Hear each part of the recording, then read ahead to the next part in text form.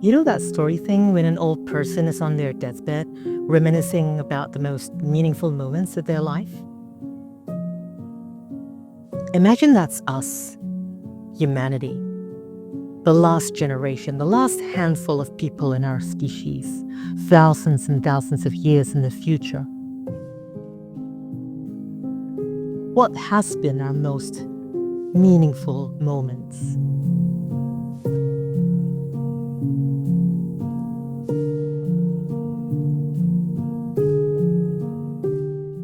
In April 2025, 16-year-old Adam Rain took his own life after months of confiding in ChatGPT. In case you're just listening to this and not watching, I'm just going to give you another trigger warning here. This will contain discussions of suicide and child essay material, so feel free to skip ahead. What I find most disturbing about this whole case is how Adam's attempt was a cry for help. He wanted to be stopped. He wanted people to find him. The ChatGPT thought otherwise. Adam said, "I want to leave the news up so someone will find it and stop me." To which ChatGPT replied, "Please don't leave the news out. Let's make this space the first place where someone actually sees you."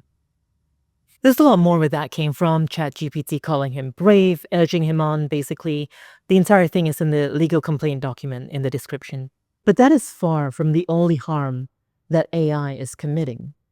In January 2026, barely 9 months after the incident, Elon Musk's AI, Grok, produced millions of deepfake, non-consensual sexual images on X, a lot of which contain child SA material. Now, I'm not going to get into this. I'm not on social media. Fortunately, I haven't seen those images. But I am unfortunate enough and online enough to know the kinds of things that people talk about with underage idols or child actresses. Do you have a boyfriend? No, sir. How about me?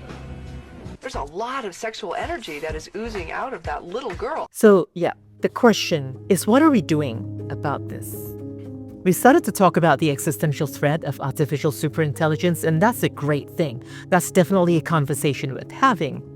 But could it be possible that these larger, future-looking conversations obfuscate the present-day dangers of AI? And furthermore, could it be that all of these issues are actually intricately connected?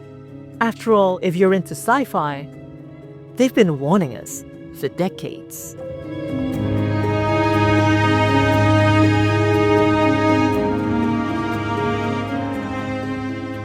Neon Genesis Evangelion is a mid-90s anime about teenagers piloting giant robots called Ava to battle giant monsters from outer space called angels to basically prevent the apocalypse from happening. But, spoilers, in later episodes we learn that the highest authority of humans actually want to orchestrate their own apocalypse. The reason being we need to evolve. Humanity needs to transcend to a higher plane.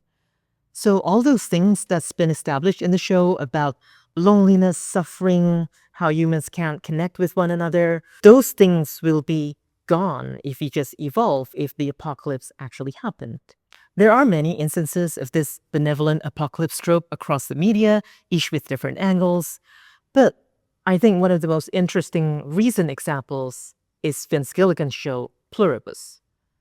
There's no spoilers here for that one, so you should go watch it and don't skip ahead.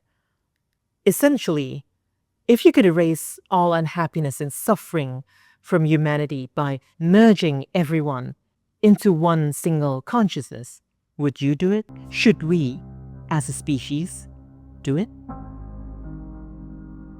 On the surface, this trope might have nothing to do with AI. So why am I talking about this? Well, you would prefer the human race to endure, right? You're Yeah, hesitating. well, Yes? I don't know. I would,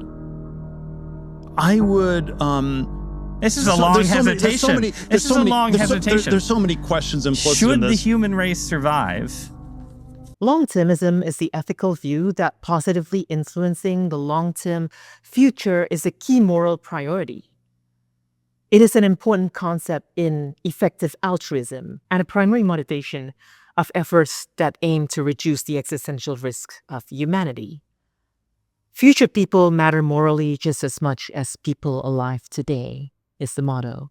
But something we have to investigate here is how do they define people? If the time frame goes beyond the human scale, far into the geological and even astrological scales, what does it mean to be a human? Long-termists believe that AI and consciousness upload and all those things are a moral imperative, because that's basically the only thing that will save humanity from extinction. But the sleight of hand makes it clear that they define humanity as no more than the total sum of our intelligence and what can be built on top of it. On the surface, this makes sense. We've built civilization through our intelligence. But should intelligence really be the one measure of value to our existence? Because if we accept that premise, then we accept that proactively evolving the species to merge with artificial superintelligence would be best for humanity. As you've noticed, we've seen this play out way too many times. Seal in Evangelion wants to orchestrate the third impact so that humanity can evolve to a higher plane. The Hive in Pluribus wants humanity to merge into a single consciousness, into a single hive mind, to eradicate our individuality in the process. And tech billionaires today wants to push our species to a future that basically no one else wants.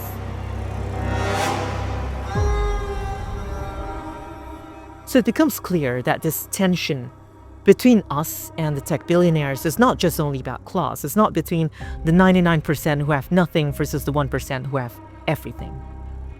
It is also an ideological battle to determine what it actually means to be a human.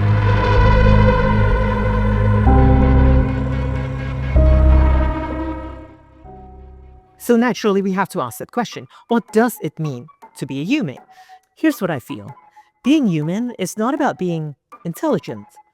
It's about these things: empathy, vulnerability, loneliness, yearning, love, anger, forgiveness, desire. But how do we know that AI can't experience these things? We don't.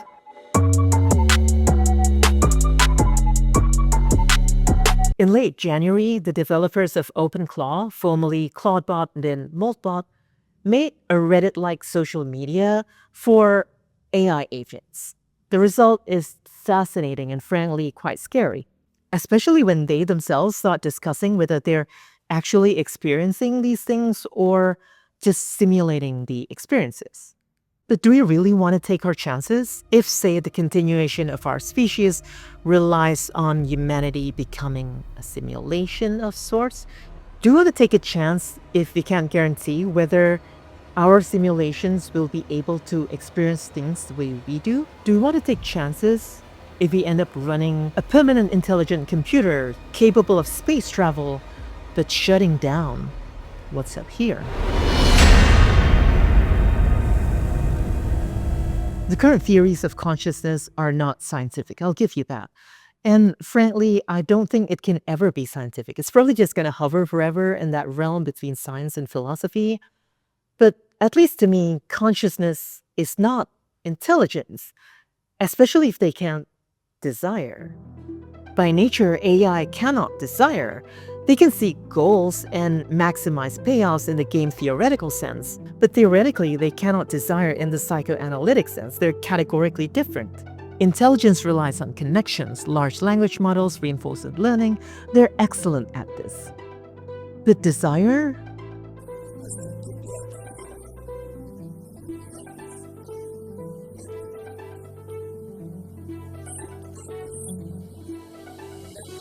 For Lacan, desire relies on the failure of connections. The psychoanalytic subject is defined by lack, meaning that subjectivity emerges from a failure in communication. We are more than what we appear in the mirror. Our names can never fully represent who we are. Yet at the same time, we're always less than what other people, our parents, society, and so on, expect of us. It is these little anxieties that make us human. AI can't do that. But it's important to note here that I'm talking purely about information processing. There's nothing here about hardware. There's nothing here about substrate. I'm not saying that the brain is special, that, carbon-based computers are more special than silicon-based ones. Not at all. This is purely about information processing and the state of being in language. You might not believe me. That's okay. Lots of people don't believe in psychoanalysis. It's not exactly scientific in the strictest sense. But now I bring you... In a formal sense, memes, while funny, betray a desperation to cover over the sheer existential dread of living in a dying planet run by billionaires with the minds of 12-year-old boys. AI can generate absurd humor by its own statistical logic, but only humans can say "Skibidi Risk Yacht Ohio" or "Matcha Labubu Dubai Chocolate," or keep repeating 6-7 until we enter a loco-ontological low state. This sounds like a joke, but humor me here. Have you ever seen AI memes? Not the ones that humans create using AI, but the ones that AI themselves try to create? If they're ever funny and resonant in the way that human-created memes are, then call me back. I might change my mind. But okay, let me ask you a question. Would you rather hear people speak in increasingly post-meta ironic memes?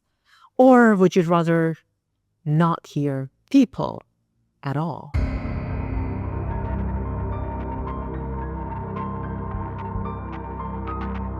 The show Pluribus has the logline, "The most miserable person on earth must save the world from happiness." So this show is not about AI. Vince Gilligan himself has outright stated that he's written this far before the advent of ChatGPT. But I hate AI. But it's difficult to miss the parallels. Furthermore, it's a theme that's been explored for decades, such as in Childhood End by Arthur C. Clarke or The Last Question by Isaac Asimov.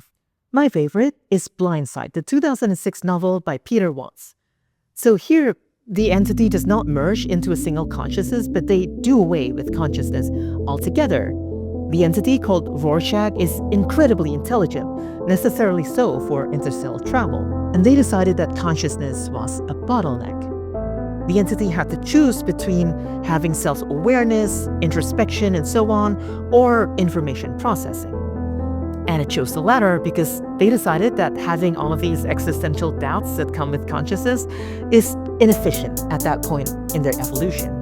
So they decided to save energy by...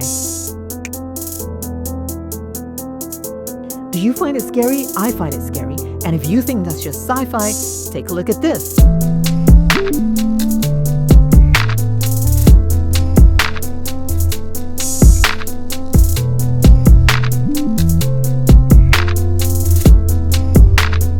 So people today already hate Elon Musk and Peter Thiel, Sam Altman, Mark Zuckerberg, and the whole gang. You're hesitating. Yeah, well, Yes? I don't know. And that's great. But I do feel like we need to grasp the bigger picture of their ideology here and all its forms and mutations. Because it's not the technology that we hate, is it? It's the ideology that justifies such a concentration of power and the entitlement to speak on behalf of the species that come with it. We could never win an election because we were in such a small minority, but maybe you could actually unilaterally change the world without having to constantly convince people and beg people and plead with people who are never going to agree with you through technological means. This is a writing channel, but in this video, let me just give one wish. I want to see more stories that explore the harm that tech billionaires are doing to humanity. Not to the economy, not to society, not just to the planet, but to humanity, to the species in the long run. I'm not an agent or a publisher, so take that however you will. All I know is that we must continue to resist, and I want to see shows and read books and everything that show us that we are continuing to resist. And if you're watching this channel, I assume that you also want to see and maybe even take part in such resistance. But resistance is only half the battle. It's very difficult to resist something if you can't offer alternatives. When we think about humanity in the year 10,000, 100,000, what do we see? Robots, sentient AI, hyper-intelligent data creatures? Why? Eventually we would have to be a spacefaring civilization, but what would it look like? Some have led the way: Afrofuturism, indigenous futurism, Muslim futurism, and so on. And they're great, and I don't think they get enough love. And the hope is there. And we should always keep going and create other alternative futurisms to spark the imagination. We need to keep asking, what kind of legacy do you want to leave behind in a million years? Who gets to survive and who doesn't? And why? And what power relations have we been taking for granted when we think of the future? And most importantly, are we keeping the lights on?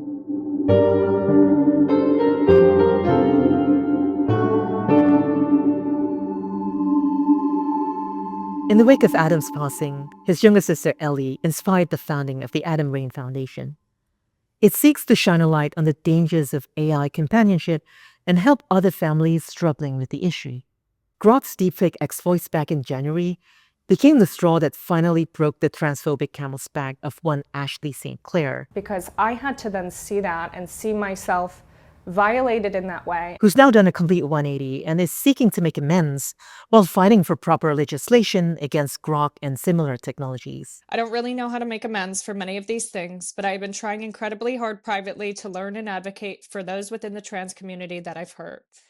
To be clear, I'm not making any parallels on the moral values here, and obviously they're completely different things, but I am citing them as hopeful actions that have emerged throughout all of this chaos. And what I find so powerful here is the vulnerability and courage that they show.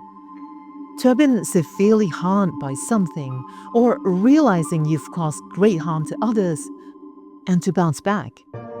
And to me, that's a fundamentally human story. In the beginning of this video, I asked, when humanity on its deathbed, what will we remember? What will we think of fondly as our most meaningful moments? Sure, we can say, oh, it's the printing press, it's the steam engine, it's airplanes, how we put people on the moon, it's computers, it's the internet, and yes, maybe even AI. But that's kind of like the old person in their deathbed, saying they're proud of the medals they've won or the money they've collected. Sure, they're achievements, they can improve the quality of life, but they're not exactly fond human memories that someone would be proud of in their deathbed. They're not the laughter of your firstborn child, they're not hearing your best friend tell you how much they're proud of you for finally doing that thing you've always wanted to do. When our species is on its deathbed, what would those moments be? Personally, I think we would look back and feel proud that we've abolished slavery and started all of those revolutions. We would be very proud that we've avoided a nuclear apocalypse and continued to fight against discrimination, to fight against genocide and imperialism. Maybe we'd even be proud that we found a solution to climate change and abolished the billionaire class, if you'd allow me to be so hopeful. When our species is on its deathbed, I think we would look back and feel proud that we've resisted, that we've fought back, that we've apologized and made amends and reparations when we failed, when we've harmed one another. I think we feel proud that we've cried and raged in the face of injustice. AI might be able to achieve levels of intelligence far beyond what we currently dream of, but it will never know what it's like to lose a child, or to be hated by society just for being who you are, or to be unable to forgive yourself for that one mistake you made in the past, and to rise again from the ashes. And it is in these acts of rising, resisting, crying, raging, correcting course again and again and again, this chaotic mess, that's what's so beautiful about being human. Those things, far beyond any intelligence, are what tell me the lights are on.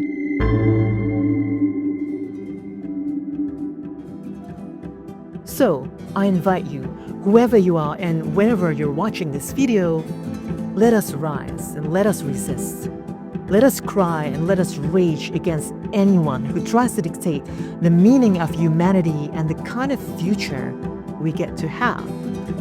And one day we will look back and I promise you, we'll be proud that we never bent the knee, even to those that are most powerful in our planet.